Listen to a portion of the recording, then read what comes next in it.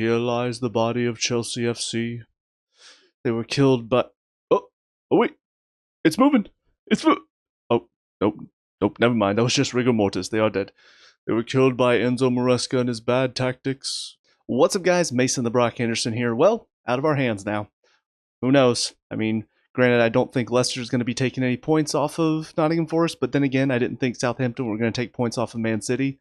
So it's possible, but it's not in our hands anymore because we couldn't get the job done. And I lay the blame solely on Maresca as far as we're concerned, but let's get down to it because, yeah, that's not a red card. And I'm going to try not to go on a too long of a rant here, but that's not a red card. That is, I'm leading with my arm.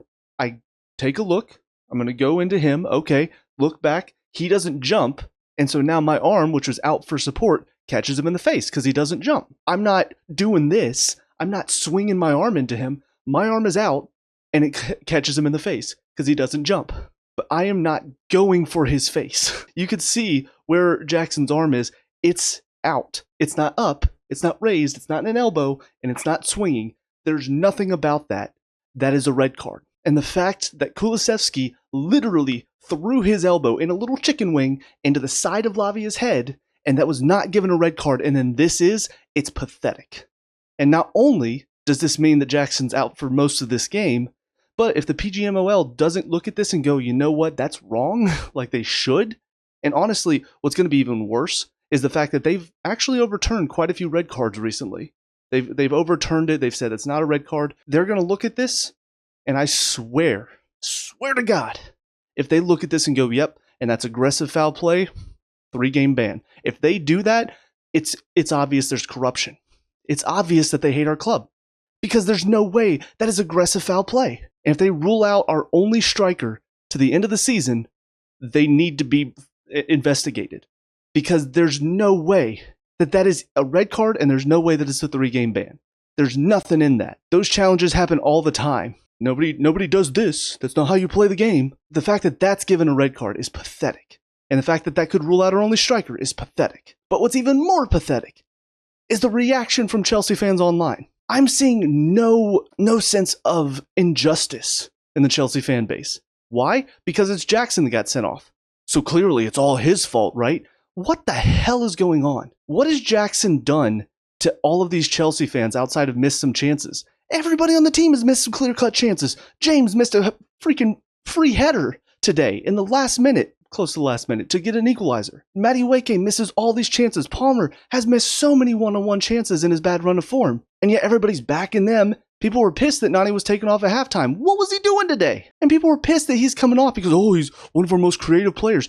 Jackson is one of our hardest working players up top. Referee wrongly sends him off and suddenly, Jackson, what an idiot. I can't believe you did that. Oh my God, Jackson, I can't stand him. He needs to go. I'm sorry. Are we just going to ignore the fact that the referee wrongly sent him off because it's Jackson? I mean, if any other of our players had done that today, I guarantee the reaction from the Chelsea fan base would have been outraged.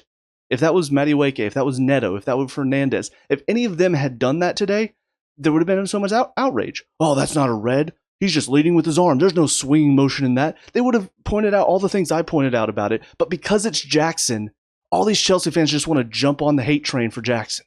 They want to make him the scapegoat. It's pathetic. And as many times as I've been called not a fan because I don't back our manager, which I'll talk about his tactics today, I'm called not a fan because I won't back the manager. But then so many of these people, they want to look at those moments in the game whenever Jackson could have scored but didn't. They want to look at those moments and ignore the rest of his hard work. How is that? The double standard is ridiculous in this fan base. So anyway, rant done about the red card. It's not a red. It should not be a 3-game ban. He should be back by the next game because it's not even a red. PGMOL, do your jobs. Don't let the corruption, don't let the hatred for Chelsea and Roman Abramovich, don't let all of that sway your view. That's not a red card.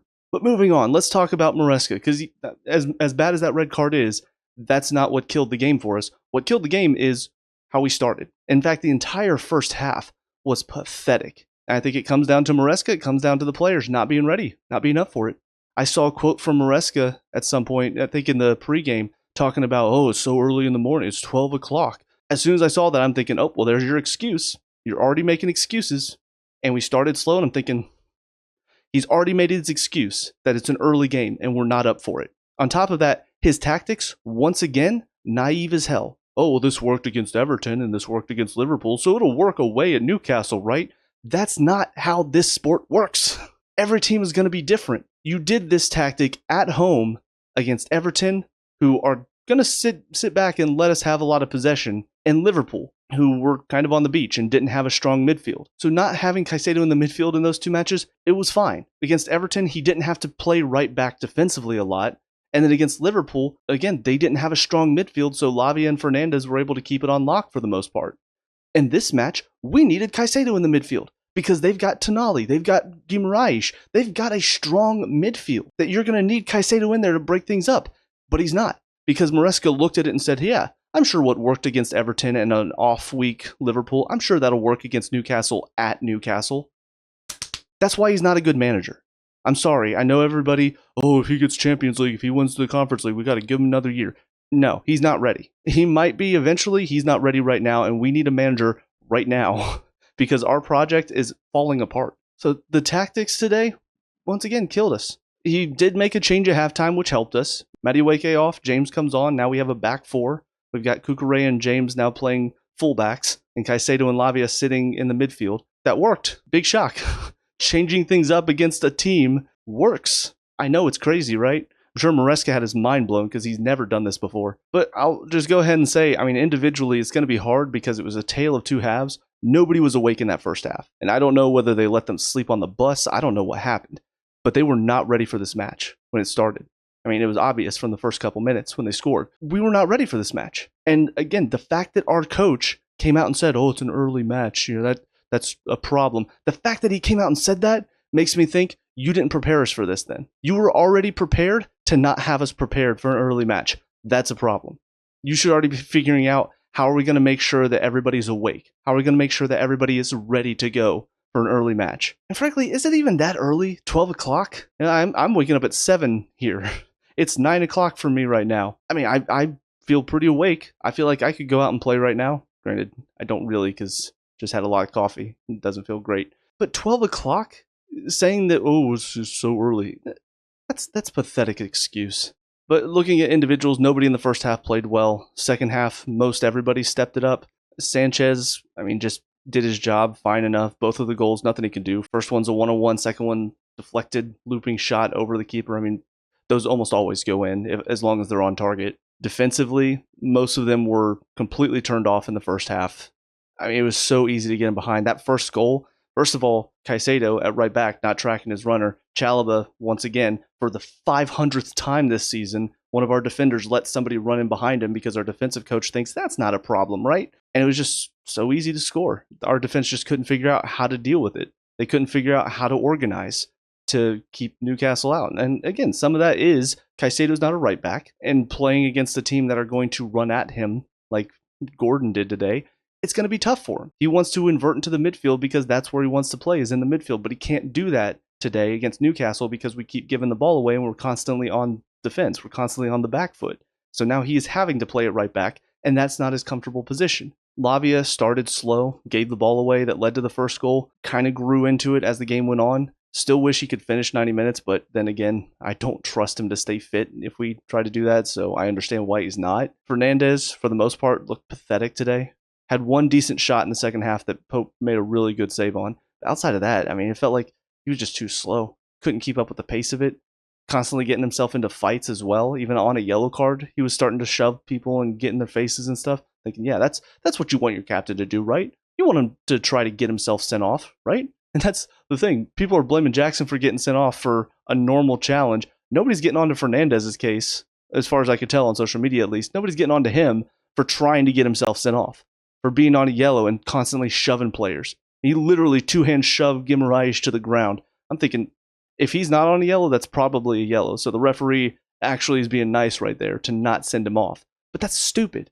That's a stupid thing to do. And that wasn't the last time he got into somebody's face. That wasn't the last time he tried to get into a fight. You're the captain. I mean, James was on the field at that point, so to be fair, James was captain. But still, you're one of the captains.